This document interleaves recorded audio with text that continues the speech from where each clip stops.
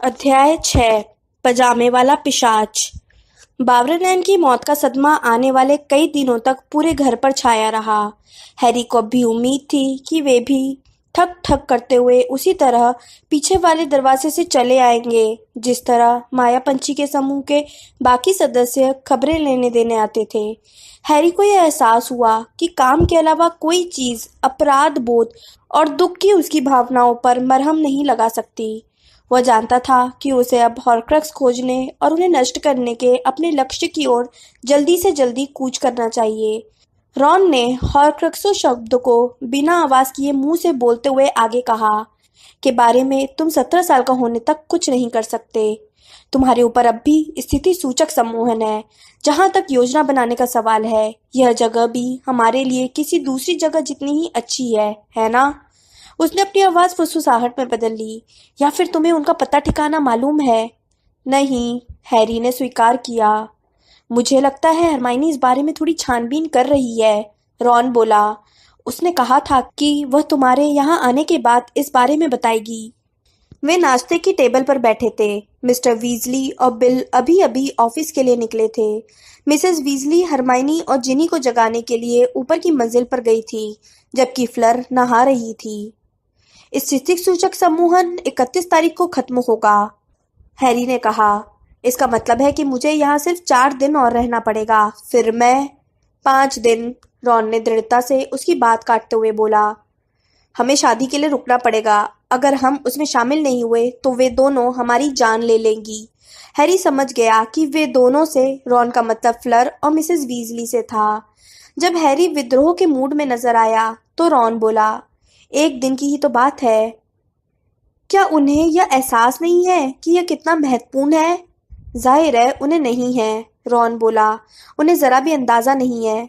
और अब जब इस बात का जिक्र छिड़ ही गया है तो मैं तुम्हें इस बारे में एक बात कहना चाहता था। रॉन ने हॉल के दरवाजे की तरफ देखकर तसल्ली की कि मिसेस वीजली लौट तो नहीं रही हैं। फिर वह हैरी के करीब झुक गया।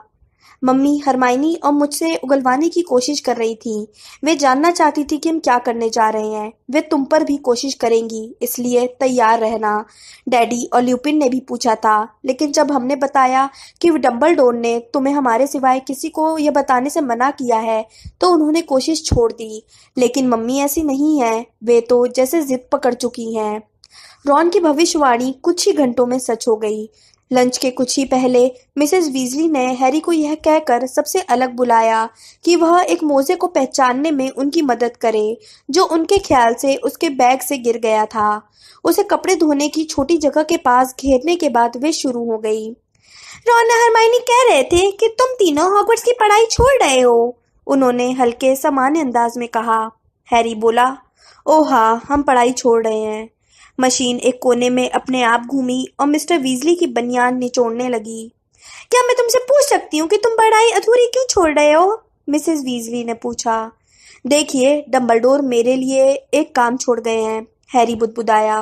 रॉन और हरमाइनी भी इसके बारे में जानते हैं और वे भी मेरे साथ आना चाहते हैं। किस तरह का काम? मुझे अफसोस है लेकिन मैं बता नहीं। देखो, सच कहूँ तो मुझे लगता है कि आर्थर और मुझे जानने का हक है, और मुझे यकीन है कि मिस्टर और मिसेस ग्रेंजर भी इस बात से सहमत होंगे, मिसेस वीजली ने कहा। हैरी को अभिभावकों के संयुक्त हमले का अंदेशा था। उसने कोशिश करके मिसेस वीजली से नजरें मिलाई। उनकी आंखों का रंग भी जिनी की आंखों की तरह ही भूरा था। इससे कोई मदद नहीं मिली। मिसेस वीजली डंबलडोर नहीं चाहते थे कि किसी और को इस बारे में पता चले। मुझे अफसोस है। वैसे रॉन और हरमाइनी को साथ जाने की जरूरत नहीं है, यह उनका फैसला है। मुझे तो लगता है कि तुम्हारे जाने की भी कोई जरूरत नहीं है, उन्होंने सारा नाटक छोड़ते हुए तपाक से कहा। तुम मुश्किल से 17 साल के हो, तुम तीनों ही। यह बिल्कुल बकवास है। अगर डंबलडोर को कोई काम करवाना होता तो माया पंछी का पूरा समूह उनके आदेश का पालन करने के लिए तैयार था। हैरी, तुमने उनकी बात गलत समझ ली होगी। शायद वे तुमसे यह कह रहे होंगे कि वे कोई काम करवाना चाहते हैं और तुमने गलती से यह समझ लिया होगा कि वे यह काम तुमसे करवाना चाहते हैं। मुझसे समझने में कोई गलती नहीं हुई है, हैरी ने सपाट अंदाज में कह दिया। यह काम मुझे ही करना है। हैरी ने मिसेस वीजली को सुनहरे पैटर्न वाला एक मोजा थमा दिया जिसे पहचानने के बहाने उन्होंने उसे बुलाया था। और यह मोजा मेरा नहीं है। मैं पेडमियर यूनाइटेड का फैन नहीं हूँ। ओह हाँ, जाहिर है। मिसेस वीजली अचानक एक बार फिर सामान्य होकर बोली। मुझे पता होना चाहिए था। अच्छा हैरी, तुम्हें बिल और फ्लर की शादी की तैयारी में मदद करने में तो कोई दिक्कत नहीं है ना? बहुत सारा काम पड़ा है। नहीं, मैं जाहिर है नहीं, हैरी ने कहा, जो अचानक विषय बदलने से चकरा गया था। तुम कितने अच्छे हो, मिसेस वीजली ने जवाब दिया और वहां से जाते समय मुस्कुराई। उस पल के बाद से मिसेस वीजली ने हैरी, रॉन और हर्माइनी को शादी की तैयारियों में इतना व्यस्त रखा कि उन्हें सोचने का समय भी मुश्किल से मिल पाया। इस व्यवहार का सबसे अच्छा स्पष्टीकरण यह हो सकता था कि मिसेस वीजली उन सभी का ध्यान बावरे नैन और उनकी दहशत भरी यात्रा की तरफ से हटाना चाहती थी। जब 2 दिन तक बर्तन साफ करने, फूल और रिबन सजाने, बगीचे से बौनों का सफाया करने और ढेर सारा भोजन पकाने में मिसेस वीजली की मदद करने का सिलसिला लगातार चलता रहा, तो हैरी को शक होने लगा कि शायद मिसेस वीजली का असली मकसद कुछ और ही था। वे उन्हें ऐसा काम बताती थी ताकि वह, रॉन और हर्माइनी एक दूसरे से दूर रहें। पहली रात के बाद से उन तीनों को मिलने का मौका ही नहीं मिला था, जब उसने उन्हें बताया था कि वोल्डेमॉर्ट ओलिवेंडर को यातना दे रहा है। मेरे ख्याल से मम्मी सोचती हैं कि अगर वे तुम तीनों को मिलने और योजना बनाने का मौका नहीं देंगी, तो तुम लोगों को यहाँ से जाने में देर करा सकती हैं, जिनी ने हैरी से धीमे स्वर में कहा, जब हैरी के आने की बात की तीसरी रात को वे दोनों डिनर का टेबल लगा रहे थे। और वे क्या सोचती हैं, इससे क्या फायदा होगा? इसके बाद क्या होगा? हैरी बुदबुदाया। जब वे हमसे यहाँ घरेलू काम कराएंगी, तब क्या कोई और वोल्डेमॉर्ट को मार डालेगा? उसने बिना सोचे समझे बोल दिया था और उसकी बात सुनकर जिनी का चेहरा सफेद पड़ गया। तो यह सच है, उसने कहा। तुम यही करने की कोशिश कर रहे हो? नहीं, मैं तो मजाक कर रहा था, हैरी ने बचते हुए कहा। उन्होंने एक दूसरे को देखा। जिनी के चेहरे पर सदमे के अलावा भी कोई भाव था। अचानक हैरी को एहसास हुआ कि हॉगवर्ट्स के मैदान के वीरान कोनों में उन चुराए हुए घंटों के बाद वह पहली बार जिनी के साथ अकेला खड़ा था। उसे यकीन था कि जिनी भी वही लम्हे याद कर रही थी। दोनों ही उछल पड़े जब दरवाजा खुला और मिस्टर वीजली, किंग्सले तथा बिल अंदर आए। समूह के बाकी सदस्य भी डिनर पर अक्सर वहां आते रहते थे, क्योंकि अब 12 नंबर ग्रिमॉल्ड चौक की जगह रॉन का घर मुख्यालय बन गया था। मिस्टर वीजली ने बताया कि रहस्य रक्षक डंबलडोर की मौत के बाद ऐसा करना जरूरी था, क्योंकि डंबलडोर ने जितने भी लोगों को ग्रिमॉल्ड चौक के बारे में बताया था, अब वे सभी रहस्य रक्षक बन गए थे। हम 20 लोग हैं, इसलिए रहस्य रक्षक समूह की शक्ति काफी कम हो जाती है। प्राण भक्षियों के लिए किसी से रहस्य उगलवाने की 20 गुनी संभावना है। हम इसके ज्यादा समय तक गोपनीय रहने की उम्मीद नहीं कर सकते। लेकिन वैसे भी स्नेप ने तो अब तक प्राण भक्षियों को उस जगह का पता बता ही दिया होगा, हैरी ने पूछा। देखो, बावरेन ने स्नेप के खिलाफ 2-3 शाप लगाए थे ताकि उसे दोबारा वहां आने से रोक सके। उम्मीद है कि वे शाप इतने शक्तिशाली होंगे कि उसे बाहर रख सके, और अगर वह उस जगह के बारे में बोलने की कोशिश करे तो उसकी जीभ बांध दे। लेकिन हम इस बारे में यकीन से कुछ नहीं कह सकते। उस जगह की सुरक्षा अब कमजोर लगती है, इसलिए मुख्यालय के रूप में उसका प्रयोग करना पागलपन होगा। उस शाम किचन में इतनी भीड़ थी कि छुरी कांटे का इस्तेमाल करना भी मुश्किल था। हैरी ने खुद को जिनी के पास बैठा पाया। उनके बीच उभरी अनकही बातों के बाद वह चाहता था कि काश उनके बीच कुछ और लोग होते। उसकी बाँह छूने से बचने की वह इतनी ज्यादा कोशिश कर रहा था कि चिकन काटने में भी मुश्किल आ रही थी। बावरे नैन के बारे में कोई खबर? हैरी ने बिल से पूछा। कोई नहीं, बिल ने जवाब दिया। वे लोग मूडी की अंत्येष्टि नहीं कर पाए थे, क्योंकि बिल और ल्यूपिन को मूडी की लाश नहीं मिली थी। उनके गिरने की जगह का ठीक ठीक पता नहीं था, क्योंकि उस वक्त अंधेरा था और युद्ध की दुविधा भी थी। दैनिक जादूगर में उनकी मौत या लाश के बारे में एक भी शब्द नहीं छपा है, बिल ने कहा। लेकिन इसका कोई खास मतलब नहीं है, यह अखबार आजकल बहुत खामोश है। और उन्होंने उस नाबालिग जादू के बारे में भी सुनवाई की खबर नहीं दी थी, जो मैंने प्राणभक्षियों से बचने के लिए किया था, हैरी ने टेबल के पार बैठे मिस्टर वीजली से कहा, जिन्होंने अपना सिर हिलाया। क्योंकि वे जानते थे कि मेरे पास कोई विकल्प नहीं था, या इसलिए क्योंकि वे दुनिया को यह नहीं पता चलने देना चाहते थे कि वोल्डेमॉर्ट ने मुझ पर हमला किया था? मुझे लगता है कि दूसरा अंदाजा सही है। दरअसल स्क्रीमग्योर यह स्वीकार ही नहीं करना चाहते हैं कि तुम जानते हो कौन इतना शक्तिशाली बन गया है। वे यह भी स्वीकार नहीं करना चाहते हैं कि अज़्काबान से कैदी सामूहिक रूप से फरार हो गए हैं। हाँ, जनता को सच्चाई क्यों बताना? हैरी ने कहा और अपना चाकू इतनी जोर से भींचा कि उसके दाहिने हाथ के पीछे के हल्के निशान की उसकी चमड़ी पर सफेद शब्द उभर आए। मुझे झूठ नहीं बोलना चाहिए। क्या मंत्रालय में कोई उनका विरोध करने को तैयार नहीं है? रॉन ने गुस्से से कहा। जाहिर है रॉन, है, लेकिन लोग दहशत में हैं, मिस्टर वीजली ने जवाब दिया। इस बात पर दहशत में है कि अगली बार वे गायब हो जाएंगे या उनके बच्चों पर हमला हो जाएगा। बुरी बुरी अफवाहें फैल रही हैं, जैसे मुझे तो यकीन नहीं है कि हॉगवर्ट्स की मगलू अध्ययन की प्रोफेसर ने इस्तीफा दे दिया है। वे कई हफ्तों से नजर नहीं आई हैं। इन दिनों स्क्रीमग्योर ज्यादा दिन अपने ऑफिस में बंद रहते हैं। काश वे कोई बेहतरीन योजना बना रहे हों। कुछ समय के लिए खामोशी छा गई, जिसमें मिसेस वीजली ने जादू से खाली प्लेटें उत्पन्न करके उनमें एप्पल टार्ट परोसा। जब सबको पुडिंग मिल गई तो फ्लर बोली, हैरी, हमें अब फैसला करना होगा कि तुम्हारा भेस कैसे बदला जाए। जब हैरी दुविधा में नजर आया तो उसने आगे कहा, शादी के लिए जाहिर है हम किसी प्राण पक्षी को न्योता नहीं देंगे, लेकिन हम इस बात की गारंटी नहीं दे सकते कि शैंपेन पीने के बाद किसकी जुबान नहीं फिसलेगी। यह सुनकर हैरी ने अंदाजा लगा लिया कि उसे अब भी हैग्रिड पर शक है। हाँ, अच्छी बात है, मिसेस वीजली ने टेबल के सिरे से कहा, जहां उनका चश्मा उनकी नाक के कोने पर टिका था और वे एक बहुत लंबे चंपत्र पर लिखे कामों की लंबी सूची को देख रही थी। रॉन, क्या तुमने अपना कमरा साफ कर लिया है? क्यों? रॉन ने चौंकते हुए कहा। उसने चम्मच नीचे पटक कर अपनी मम्मी को गुस्से से देखा। मेरे कमरे की सफाई की जरूरत क्यों है? वह जिस हाल में है उससे हैरी और मुझे कोई दिक्कत नहीं है। कुछ दिनों बाद तुम्हारे भाई की शादी होने वाली है लड़के। क्या उनकी शादी मेरे बेडरूम में होगी? रॉन ने तैश में आकर पूछा। नहीं ना, तो फिर आखिर मर्लिन की बाई? अपनी मम्मी से इस तरह बात मत करो, मिस्टर वीजली ने दृढ़ता से कहा, और उन्होंने जो काम बताया है चुपचाप कर दो। रॉन ने अपने माता पिता को गुस्से से घूरा, फिर अपनी चम्मच उठाकर बचे हुए एप्पल टार्ट पर हमला कर दिया। मैं भी मदद करता हूँ, उसमें से कुछ कचरा मेरा है, हैरी ने रॉन से कहा, लेकिन मिसेस वीजली बीच में ही बोल पड़ी।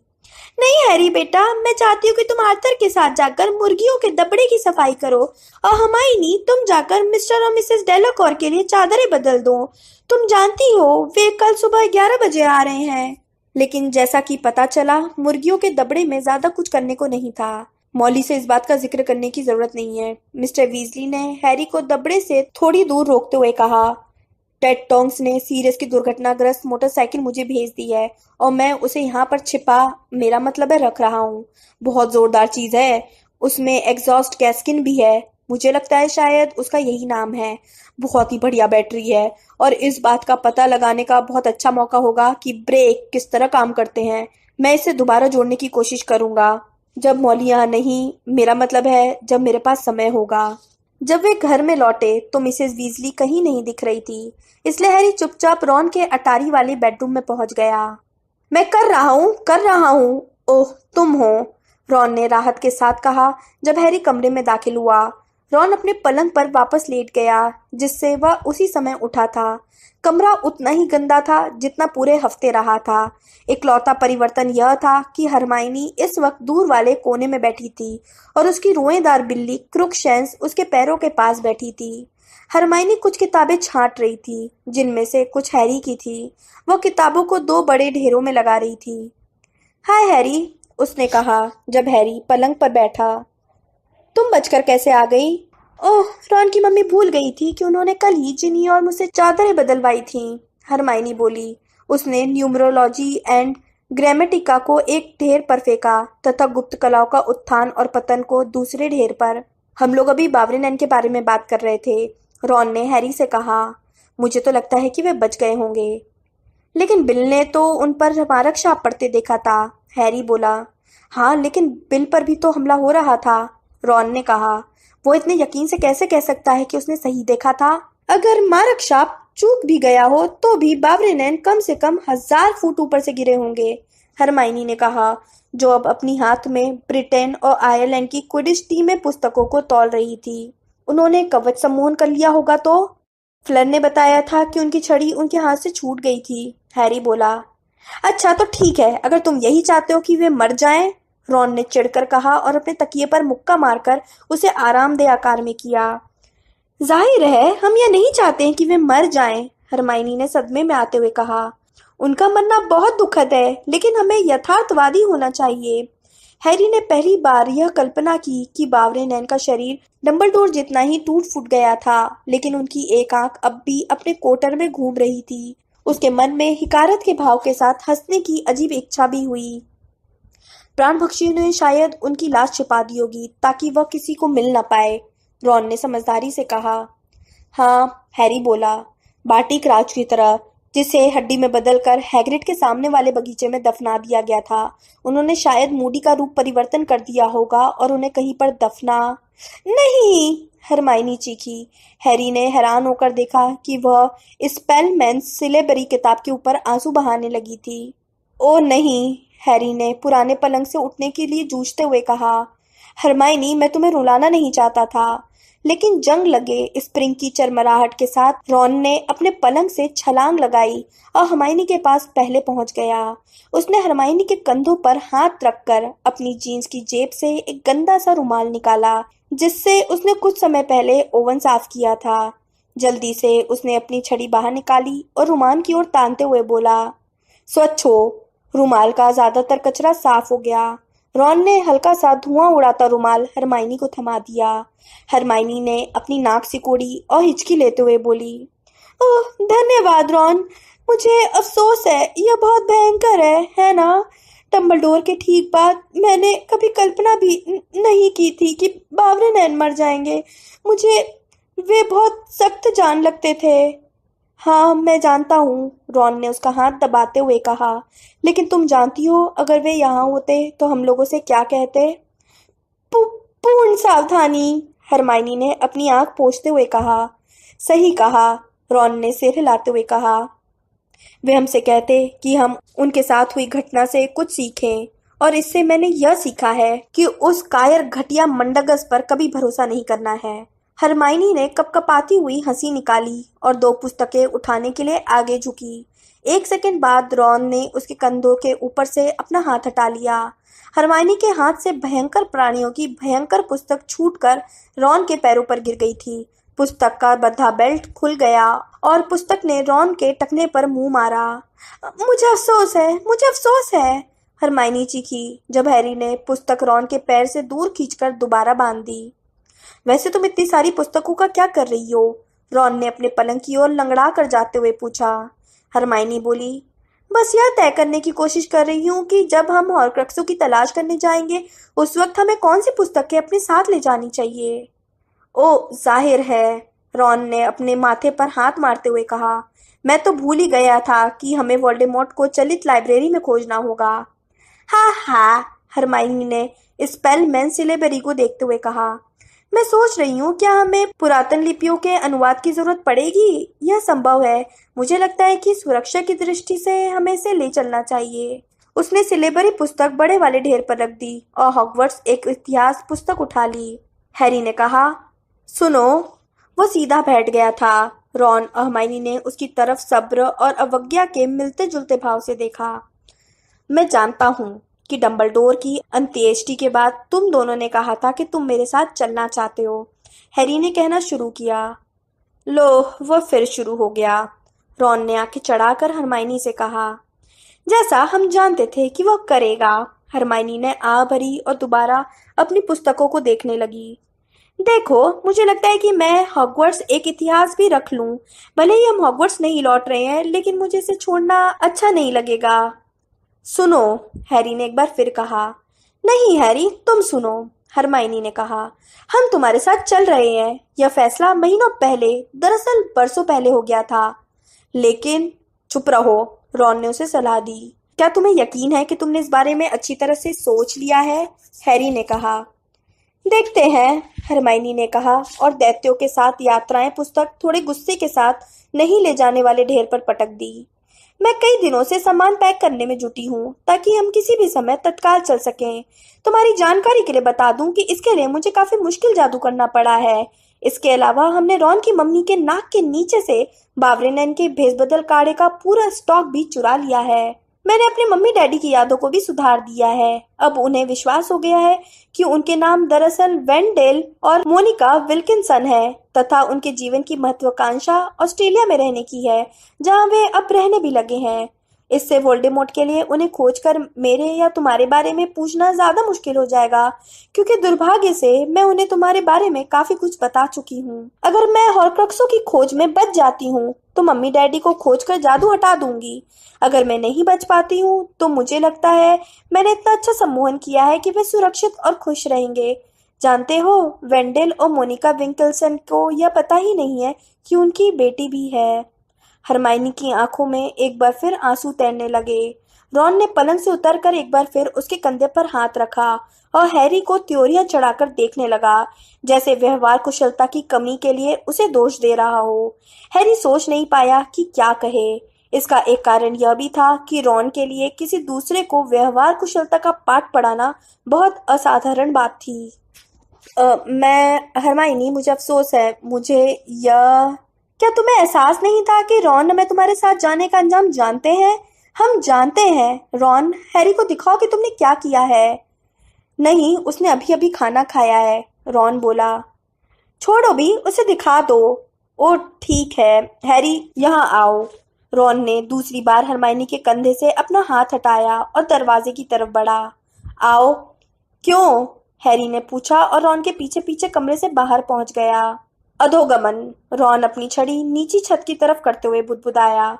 उनके सिर के ऊपर छत में छोटा सा दरवाजा खुल गया और उसमें से एक सीढ़ी निकलकर उनके पैर तक आ गई। चौकोर छेद में से आधी चूसने आधी कराहने वाली एक भयंकर आवाज आई। इसके साथ ही खुली नाली जैसी बदबू भी आई। यह तुम्हारा पिशाच है ना? हैरी ने पूछा, हालांकि वो कभी उस प्राणी से नहीं मिला था जो कई बार रात की खामोशी में खलल डालता था।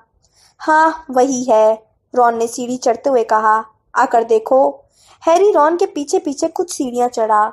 छोटी सी अटारी में सिर और कंधे पहुंचने के बाद उसे वो प्राणी दिखा जो कुछ फुट दूर अंधेरे में गहरी नींद में सो रहा था। उसका बड़ा मुंह खुला हुआ था।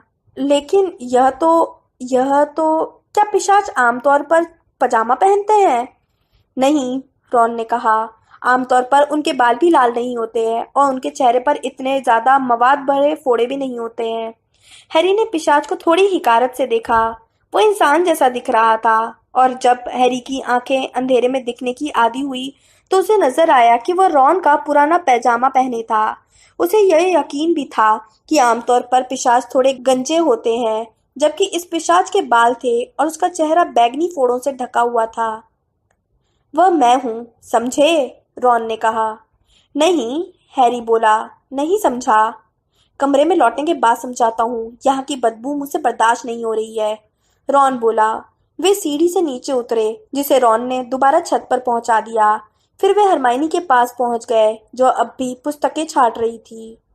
हमारे जाने के बाद पिशाच मेरे कमरे में रहेगा, रॉन ने कहा। मुझे लगता है वह दरअसल ऐसा करने के लिए बहुत उतावला है। अंदाजा लगाना मुश्किल है, क्योंकि वह सिर्फ कराह रहा है और लार टपका रहा है, लेकिन इस बात के जिक्र पर वह बहुत सिर हिलाता है। चाहे जो हो, वह मेरा रूप रखने वाला है, जिसे स्पैटर ग्रॉइट हो गया है। ठीक है ना? हैरी दुविधा में दिखने लगा। यह ठीक है, रॉन ने कहा, जो स्पष्ट रूप से कुंठित था कि हैरी इस योजना की चतुराई को नहीं समझ पाया था। देखो, जब हम तीनों दोबारा हॉगवर्ट्स नहीं लौटेंगे तो हर कोई सोचेगा कि हरमाइनी और मैं तुम्हारे साथ है, ठीक है? इसका मतलब है कि प्राणभक्षी सीधे हमारे घर आकर देखेंगे कि क्या परिवार वालों को तुम्हारे पते ठिकाने के बारे में कोई जानकारी है। हरमाइनी बोली, लेकिन उम्मीद है उन्हें ऐसा लगेगा कि मैं अपने मम्मी डैडी के साथ कहीं चली गई हूँ। मगलू परिवार में पैदा हुए बहुत से जादूगर इस वक्त छिपने की योजना बना रहे हैं। मेरे परिवार को छिपाया नहीं जा सकता, यह बहुत संदिग्ध लगेगा और वे अपनी नौकरियां भी नहीं छोड़ सकते, रॉन बोला। इसलिए हम यह कहानी सुनाने वाले हैं कि इस पैटर ग्रॉइटर बीमारी का शिकार होने के कारण मैं स्कूल नहीं जा सकता। अगर कोई जांच करने आता है तो मम्मी या डैडी उन्हें मेरे पलंग पर लेटा पिशाच दिखा देंगे, जिसका चेहरा मवाद भरे फोड़ों से ढका होगा। स्पेटाग्रॉइड बहुत संक्रामक बीमारी है, इसलिए वे उसके ज्यादा करीब नहीं जाएंगे। इससे कोई फर्क नहीं पड़ता है कि वह कुछ बोल नहीं सकता है, क्योंकि संक्रमण के गले तक पहुंचने के बाद इस बीमारी में कोई कुछ बोल भी नहीं सकता है। और तुम्हारे मम्मी डैडी भी इस योजना में शामिल है? हैरी ने पूछा। डैडी है, उन्होंने पिशाच का रूप बदलने में फ्रेड और जॉर्ज की मदद की है। मम्मी, देखो तुम तो जानते ही हो कि वे कैसी हैं। जब तक हम यहाँ से चले नहीं जाएंगे तब तक वे मानने को तैयार ही नहीं होंगी कि हम जा रहे हैं। कमरे में खामोशी छा गई, जो सिर्फ हल्की धम की आवाज से ही टूटती थी जब हरमाइनी पुस्तकों को किसी ढेर पर फेंकती थी। रॉन बैठकर उसे देखता रहा। हैरी कभी एक को तो कभी दूसरे को देखता रहा, लेकिन उसके मुंह से कोई शब्द नहीं निकला। उन दोनों ने अपने परिवारों को बचाने के लिए जो इंतजाम किए थे, उनसे उसे यह एहसास हो गया कि वे सचमुच उसके साथ जा रहे थे और अच्छी तरह से जानते थे कि यह काम कितना खतरनाक है। वो उन्हें बताना चाहता था कि यह उसके लिए बहुत मायने रखता है, लेकिन उसे पर्याप्त सशक्त शब्द नहीं मिल पाए। खामोशी में 4 मंजिल नीचे से मिसेस वीजली के चिल्लाने की दबी हुई आवाज आई। जिनी ने शायद पॉक्सी नैपकिन रिंग पर धूल छोड़ दी है, रॉन बोला। क्या पता डेलाकोर परिवार शादी के 2 दिन पहले से यहाँ क्यों धमक रहा है। फ्लेयर की बहन दुल्हन की सखी है, उसे यहाँ रिहर्सल के लिए रखना होगा और वो इतनी छोटी है कि अकेले नहीं आ सकती, हरमाइनी ने कहा जब वह खतरनाक परी को भगाना पुस्तक को अनिश्चित निगाहों से देख रही थी। देखो, मेहमानों के आने से मम्मी का तनाव कम तो होगा नहीं, रॉन बोला। हमें यह फैसला करना होगा, हरमाइनी ने कहा जब उसने रक्षात्मक जादुई सिद्धांत पुस्तक को कूड़ेदान में फेंकते हुए यूरोप में जादुई शिक्षा का सर्वेक्षण को उठाया कि यहाँ से निकलने के बाद हम कहाँ जाएंगे। हैरी, तुमने कहा था कि तुम सबसे पहले गॉट्रिक्स हॉलो जाना चाहते हो और मैं इसका कारण समझती हूँ, लेकिन देखो, क्या हमें हॉर्क्रक्सों को अपनी पहली प्राथमिकता नहीं बनानी चाहिए? अगर हमें हॉर्क्रक्सों का पता ठिकाना मालूम होता तो मैं तुम्हारी बात से सहमत हो जाता, हैरी ने कहा, जिसे यकीन नहीं था कि हरमाइनी गॉड्रिक्स हॉलो जाने की उसकी इच्छा को सचमुच समझ पाई थी। उसके माता पिता की कब्रें तो सिर्फ आंशिक आकर्षण थी। उसके मन में एक प्रबल, हालांकि अस्पष्ट भाव था कि उस जगह उसे अपने सवालों के जवाब मिल जाएंगे। शायद ऐसा इसलिए था क्योंकि वहां पर वह वोल्डेमॉर्ट के मारक शाप से बचा था। अब हैरी उस कारनामे को दोहराने की तैयारी कर रहा था, इसलिए वह उस जगह के प्रति आकर्षित हुआ जहां यह सब पहली बार हुआ था। तुम्हें नहीं लगता कि वोल्डेमॉर्ट गॉड्रिक्स हॉलो पर नजर रख रहा होगा? हरमाइनी ने पूछा। शायद वो उम्मीद कर रहा होगा कि जब तुम अपनी मनमर्जी से घूमने फिरने के लिए आजाद हो जाओगे तो तुम अपने माता पिता की कब्र देखने जाओगे। यह तो हैरी के दिमाग में आया ही नहीं था। जब वह इसके जवाब की तर्क खोज रहा था तभी रॉन बोला, जो अपने विचारों में खोया लग रहा था। यह आरएबी आदमी, उसने कहा, वही जिसने असली लॉकेट चुराया था। हरमाइनी ने सिर हिलाया। उसने अपने संदेश में लिखा था कि वह इसे नष्ट करने वाला है ना? हैरी ने अपने बैग को पास खींचकर वह नकली हॉर्क्रक्स बाहर निकाला, जिसमें अब भी आरएबी की मुड़ी हुई चिट्ठी थी।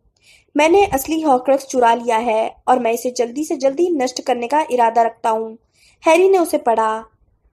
अगर उस आदमी ने उसे नष्ट कर दिया होगा तो? रॉन ने कहा। या उस औरत ने? हरमाइनी बीच में बोल पड़ी। चाहे जो हो, रॉन बोला, हमारा एक काम कम हो जाएगा। हाँ, लेकिन फिर भी हमें असली लॉकेट को तो खोजना ही होगा, है ना? हरमाइनी बोली, यह पता लगाने के लिए कि उसे नष्ट किया भी गया है या नहीं। और हॉर्क्रक्स को खोजने के बाद हम उसे नष्ट कैसे करेंगे? रॉन ने पूछा। देखो, हरमाइनी बोली, मैं इस बारे में छानबीन कर रही हूँ। कैसे? हैरी ने कहा। मुझे नहीं लगता था कि लाइब्रेरी में हॉर्क्रक्सों पर कोई पुस्तक थी। नहीं थी, हरमाइनी ने कहा, जिसका चेहरा गुलाबी हो गया था। डंबलडोर ने उन सारी पुस्तकों को हटा दिया था, लेकिन उन्होंने उन्होंने उन पुस्तकों को नष्ट नहीं किया था। रॉन तनकर बैठ गया। उसकी आंखें फैल चुकी थी। मार्लिन की दाढ़ी, तुम उन हॉर्क्रक्सों वाली पुस्तक को चुराने में कैसे कामयाब हुई? यह दरअसल चोरी नहीं थी, हरमाइनी ने कहा, जो हताशा से कभी हैरी तो कभी रॉन को देख रही थी। वे लाइब्रेरी की पुस्तकें थी, भले ही डंबलडोर ने उन्हें लाइब्रेरी से हटा दिया हो। चाहे जो हो, अगर वे सचमुच किसी को उन्हें नहीं पकड़ने देना चाहती तो मुझे यकीन है कि वह मुझे इतनी आसानी से नहीं मिल पाती। मुद्दे पर आओ, रॉन बोला। देखो, यह बहुत आसान था, हरमाइनी ने धीरे से कहा। मैंने बस एक आह्वान मंत्र का इस्तेमाल किया, आगमनो, और वे डंबलडोर की स्टडी की खिड़की से सीधे लड़कियों के कमरे में आ गईं। लेकिन तुमने यह काम किया कब? हैरी ने पूछा, जो हरमाइनी को प्रशंसा और हैरत के मिले जुले भाव से देख रहा था। उनकी डंबलडोर की अंत्येष्टि के ठीक बाद, हरमाइनी ने और भी धीमी आवाज में कहा। जब हमने यह फैसला किया था कि हम स्कूल छोड़कर हॉर्क्रक्सों की तलाश करने जाएंगे, जब मैं अपना सामान लाने के लिए ऊपर की मंजिल पर गई तो मेरे दिमाग में एक ख्याल आया कि हमें हॉर्क्रक्स के बारे में जितनी जानकारी हासिल होगी उतना ही अच्छा रहेगा। मैं वहां पर अकेली थी, इसलिए मैंने कोशिश की और मेरी कोशिश कामयाब हो गई। वे खुली खिड़की से उड़ती हुई अंदर आ गई और मैंने मैंने उन्हें पैक कर लिया। उसने थूक निगला और फिर आग्रह करते हुए बोली, मुझे नहीं लगता कि डंबलडोर इससे नाराज होते। हम लोग इस जानकारी का इस्तेमाल हॉर्क्रक्स को बनाने के लिए नहीं कर रहे हैं, है ना? हम इस बारे में शिकायत थोड़ी ही कर रहे हैं, रॉन ने कहा। वैसे वे पुस्तकें हैं कहाँ? हरमाइनी ने एक पल के लिए खोजा और फिर ढेर में से एक बड़ी सी पुस्तक निकाली जिस पर धुंधले हो चुके काले चमड़े की जिल्द चढ़ी थी। हरमाइनी ने मुंह बनाकर उसे इस तरह पकड़ा जैसे वह कोई ऐसी चीज हो जो हाल ही में मर गई हो।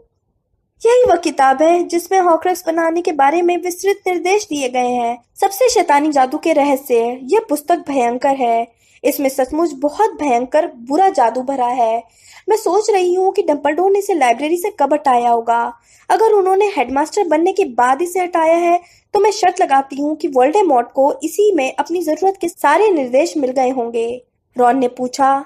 अगर उसने सब कुछ पहले ही पढ़ लिया था तो फिर उसने स्लगहॉर्न से हॉर्क्रक्स बनाने का तरीका क्यों पूछा?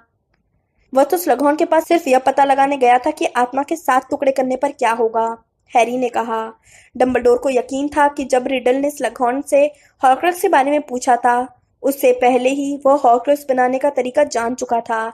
मुझे लगता है तुम्हारा कहना सही है हरमाइनी। उसे इस पुस्तक से सारी जानकारी आसानी से मिल सकती थी और मैंने उनके बारे में जितना ज्यादा पढ़ा, हरमाइनी ने कहा, वे मुझे उतनी ही ज्यादा भयंकर लगे और मुझे उतना ही कम यकीन हुआ कि उसने दरअसल 6 हॉर्क्रक्स बना लिए हैं।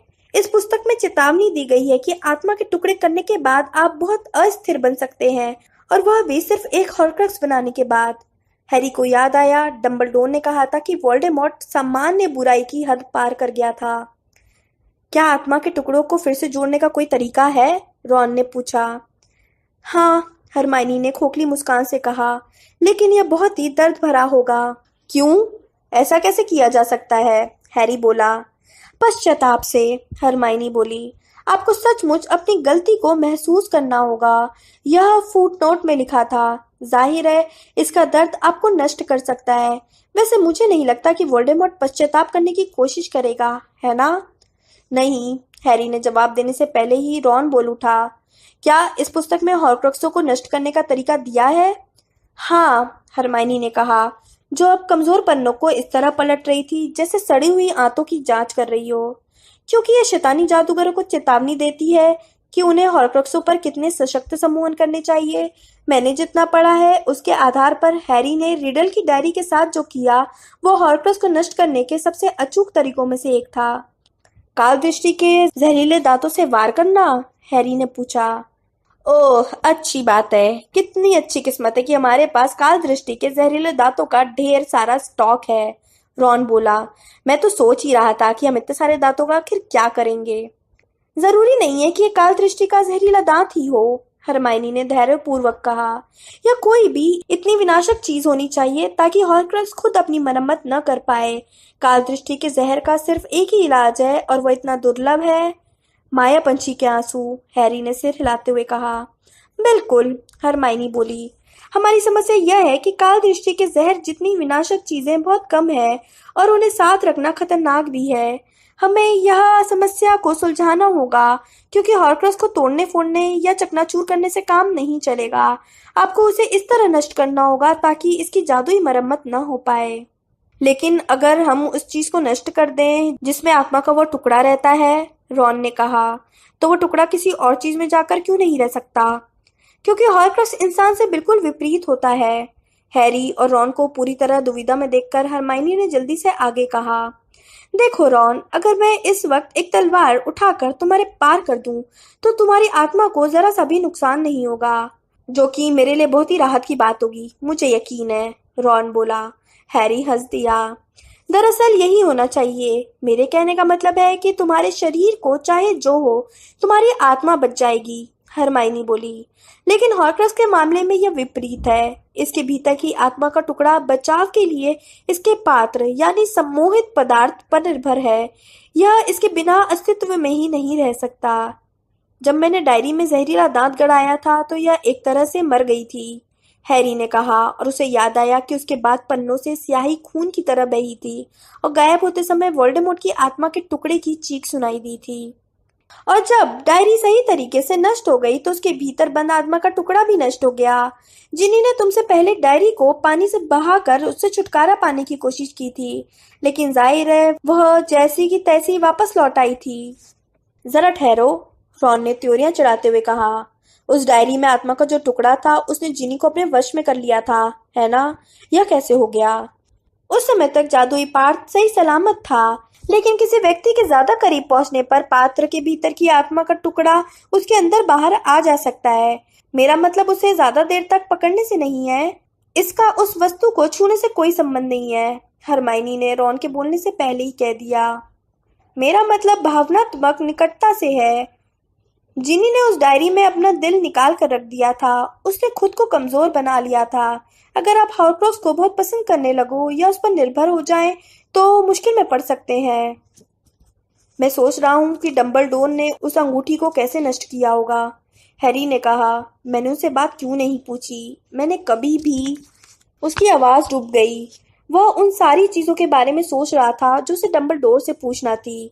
पता नहीं क्यों हेडमास्टर की मौत के बाद से हैरी को लग रहा था कि उसने ज्यादा पता लगाने के बहुत सारे मौके गंवा दिए थे, हर चीज का पता लगाने के। खामोशी तभी टूटी जब बेडरूम का दरवाजा धमाके के साथ खुला, जिससे दीवारें हिल गईं। हरमाइनी की चीख निकल गई और उसके हाथ से सबसे शक्तिशाली जादू के रहस्य की पुस्तक छूट गई। क्रुक्षेंस छलांग लगाकर पलंग के नीचे घुस गई और गुस्से से घुर्राने लगी। रॉन पलंग से कूदा और जमीन पर पड़ी चॉकलेट मेटक की पन्नी पर फिसल गया, जिससे उसका सिर सामने वाली दीवार से टकरा गया। हैरी ने अपनी छड़ी की तरफ छलांग लगा दी, लेकिन फिर उसे एहसास हुआ कि सामने मिसेस वीजली थी, जिनके बाल बिखरे हुए थे और चेहरा गुस्से से भींचा हुआ था। इस आरामदेह मीटिंग में खलल डालने के लिए माफी चाहती हूँ, उन्होंने थर्राती हुई आवाज में कहा। मैं जानती हूँ कि तुम लोगों को आराम की जरूरत है, लेकिन मेरे कमरे में शादी के तोहफे पड़े हुए हैं जिन्हें छांटना है, और तुम लोगों ने मदद करने के लिए हाँ की थी। ओह हाँ, हरमाइनी ने दहशत में आते हुए कहा और उछलकर खड़ी हो गई, जिससे पुस्तकें हर दिशा में उड़ने लगी। हम आते हैं, हमें अफसोस है। हैरी और रॉन को दुख भरी निगाह से देखने के बाद हरमाइनी जल्दी से मिसेस वीजली के पीछे पीछे कमरे से बाहर निकल गई। यह तो घरेलू जिन जैसा हाल है, रॉन ने अपना सिर मलते हुए धीमे स्वर में शिकायत की, जब वो और हैरी पीछे पीछे गए। सिवाय इसके कि इस काम के लिए हमें कोई संतुष्टि नहीं मिलती है। ये शादी जितनी जल्दी निपट जाए उतना ही अच्छा है। हाँ, हैरी ने कहा। फिर हम लोगों को हॉर्क्रक्स खोजने के अलावा कुछ नहीं करना पड़ेगा। यह तो पिकनिक मनाने जैसा होगा, है ना? रॉन हंसने लगा, लेकिन मिसेस वीजली के कमरे में रखे शादी के तोहफों के विशाल ढेर को देखकर उसकी हंसी एकदम रुक गई। डेलाकोर परिवार अगली सुबह 11 बजे आ गया। हैरी, रॉन, हरमाइनी और जिनी अब तक फ्लर के परिवार से काफी चिढ़ने लगे थे। पोशाक के रंग से मिलते जुलते मोजे पहनने के लिए रॉन मुंह बनाकर और पैर पटकता हुआ ऊपर की मंजिल पर गया। हैरी ने अपने बाल जमाने की कोशिश की। तैयार होने के बाद वे डेलाकोर परिवार का स्वागत करने के लिए पीछे के धूप भरे अहाते में पहुंच गए। हैरी ने पहले कभी उस जगह को इतना साफ नहीं देखा था। पीछे के दरवाजे के पास आमतौर पर जंग लगी कढ़ाइयां और पुराने वेलिंगटन जूतों के ढेर पड़े रहते थे।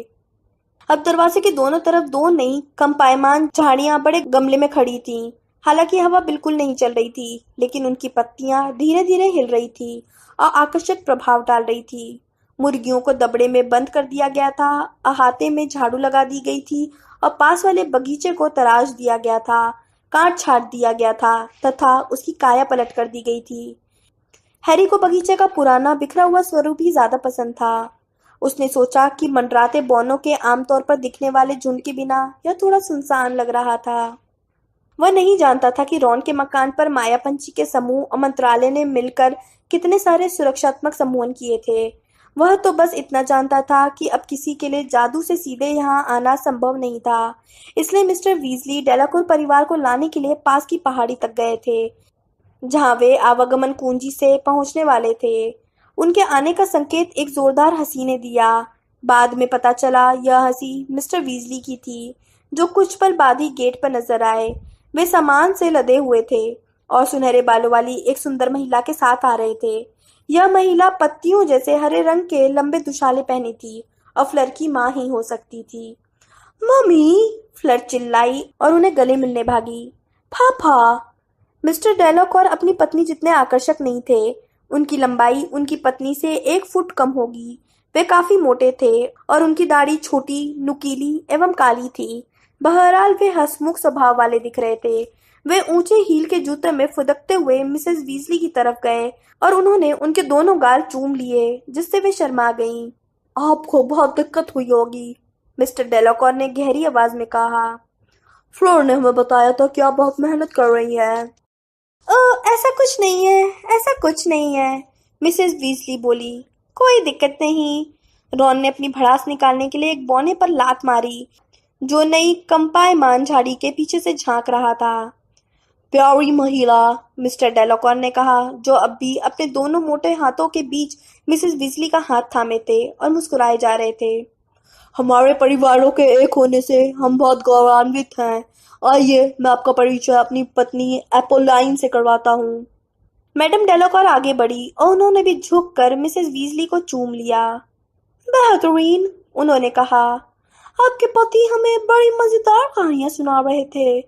मिस्टर वीजली पागलों की तरह हंसे। मिसेस वीजली ने उन्हें आंखें तरेर कर देखा, जिस पर वे तत्काल खामोश हो गए। अब उनके चेहरे पर ऐसा भाव आ गया जैसे वे किसी करीबी दोस्त के बीमार होने पर उन्हें देखने आए हों। और जाहिर है आप मेरी छोटी बेटी गैब्रिएला से तो मिल ही चुके हैं, मिस्टर डेलाकॉर ने कहा। गैब्रिएला फ्लर का ही छोटा रूप थी। उसकी उम्र 11 साल थी और उसके कमर तक लंबे बाल चांदी जैसे सुनहरे थे। उसने मिसेस वीजली को प्यारी मुस्कान दी और उनके गले लगी। फिर उसने हैरी की तरफ उत्साह से देखकर पलकें झपकाईं, जिन्हीं जोर से खखार कर गला साफ करने लगी। अच्छा, तो अंदर चलें, मिसेस वीजली ने दमकते हुए कहा और वे डेलाकॉर परिवार को घर के अंदर ले गईं। हालांकि चलते समय पहले आप बिल्कुल नहीं, हाँ हाँ क्यों नहीं जैसे वाक्य बहुत बार बोले गए। जल्दी यह पता चल गया कि डेलाकॉर दंपति मदद करने वाले खुशनुमा मेहमान थे। वे हर चीज पर खुशी जाहिर करते थे और शादी की तैयारी में मदद करने के लिए उत्सुक थे। मिस्टर डेलाकॉर ने बैठक व्यवस्था से लेकर दुल्हन की सखियों की जूतियों तक हर चीज को बेहतरीन का खिताब दे दिया।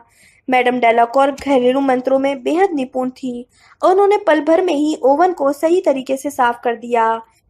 गैब्रिएल अपनी बड़ी बहन के पीछे पीछे घूमती रही, हर तरह से उसकी मदद करने को तत्पर रहती थी और फर्राटेदार फ्रेंच बोलती रहती थी। दिक्कत सिर्फ यह थी कि रॉन के घर में इतने सारे लोगों के रहने के लिए जगह नहीं थी। मिस्टर और मिसेस वीजली अब सिटिंग रूम में सो रहे थे। मिस्टर और मैडम डेलाकॉर इसके लिए राजी नहीं हो रहे थे, लेकिन वीजली दंपति ने इस बात पर जोर दिया कि वे उनकी बेडरूम में ही सोएं। गैब्रिएल फ्लर के साथ पर्सी के पुराने वाले कमरे में सो रही थी। चार्ली, जो बिल का बेस्ट मैन बनने वाला था, रोमानिया से अब तक नहीं आया था और आने के बाद वो बिल के साथ सोने वाला था। मिलकर अकेले में योजनाएं बनाने के अवसर अब लगभग खत्म हो चुके थे। हताशा में हैरी, रॉन और हर्माइनी ने भीड़ भरे मकान से दूर रहने के लिए मुर्गियों को दाना डालने का प्रस्ताव रखा, लेकिन वे अब भी हमें अकेला नहीं छोड़ रही हैं, रॉन गुर्राया। जब अहाते में मीटिंग करने की उनकी दूसरी कोशिश को मिसेस वीजली ने नाकाम कर दिया, जो अपने हाथ में कपड़ों की एक बड़ी बाल्टी उठाकर उनकी तरफ चली आ रही थी। ओह, अच्छा हुआ तुमने मुर्गियों को दाना डाल दिया, वे उनके करीब आने पर बोली। अब अच्छा यही रहेगा कि हम उन्हें दोबारा बंद कर दें, इससे पहले कि कल शादी का तंबू लगने आए, उन्होंने मुर्गियों के दबड़े से टिकते हुए कहा। वे थकी हुई लग रही थी। मिलामेंट के जादुई तंबू, वे बहुत अच्छे होते हैं, बिल उन्हें लेकर आएगा। उन लोगों के आने पर तुम अंदर ही रहना हैरी। मैं तो यही कहूंगी कि इतने सारे सुरक्षा सम्मोहनों के कारण शादी के आयोजन में बहुत दिक्कत हो रही है। मुझे अफसोस है, हैरी ने कातरता से कहा। ओह, नादानों जैसी बात मत करो बेटे, मिसेस वीजली फौरन बोली। मेरा यह मतलब नहीं था। देखो, तुम्हारी सुरक्षा बहुत ज्यादा महत्वपूर्ण है। दरअसल हैरी, मैं तुमसे यह पूछना चाहती थी कि तुम अपना जन्मदिन कैसे मनाना चाहते हो। आखिर यह तुम्हारा 17वां जन्मदिन है, बहुत खास होता है। मैं कोई तामझाम नहीं चाहता, हैरी ने जल्दी से कहा और यह कल्पना की कि इससे उन सभी पर काम का दबाव बढ़ जाएगा। देखिए मिसेस वीजली, सामान्य डिनर अच्छा रहेगा। जन्मदिन के एक दिन बाद ही तो शादी है। ओह ठीक है बेटा, जैसा तुम चाहो। मैं रिमस और टोंक्स को भी बुला लेती हूँ, ठीक है ना? और हैग्रिड को भी। बहुत बढ़िया रहेगा, हैरी ने कहा। लेकिन मेहरबानी करके ज्यादा कष्ट न उठाएं। बिल्कुल नहीं, इसमें कष्ट की क्या बात है? मिसेस वीजली ने लंबी टटोलती हुई निगाह से उसे देखा, फिर थोड़े दुख से मुस्कुराकर दूर चली गई। हैरी देखता रहा जब उन्होंने कपड़े सुखाने के तार के पास अपनी छड़ी लहराई और गीले कपड़े सूखने के लिए हवा में अपने आप टंगने लगे। अचानक हैरी के दिल में पश्चाताप की एक बड़ी लहर उठी कि वह उन्हें कितनी असुविधा और दुख दे रहा है।